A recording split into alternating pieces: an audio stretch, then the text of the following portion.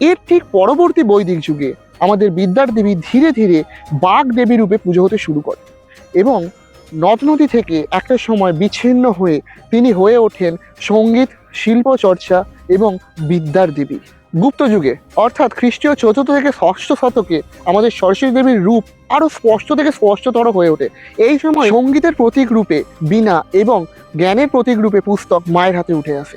সুতরাং বলা যেতে পারে আজকের মা সরস্বতীর এই পূর্ণ রূপ এটা কিন্তু গুপ্ত যুগেই সৃষ্টি হয়। সরস্বতী দেবীর মাহাত্ম্য হিন্দু ধর্ম থেকে ছাপিয়ে জৈন ও বৌদ্ধ ধর্মেও ছড়িয়ে পড়ে। সুতরাং বলা যেতে পারে আমাদের সরস্বতী দেবী একদিনেই বিদ্যার দেবী হয়ে ওঠেননি, তিনি নদীর দেবী থেকে হয়ে উঠেছেন বিদ্যার দেবী।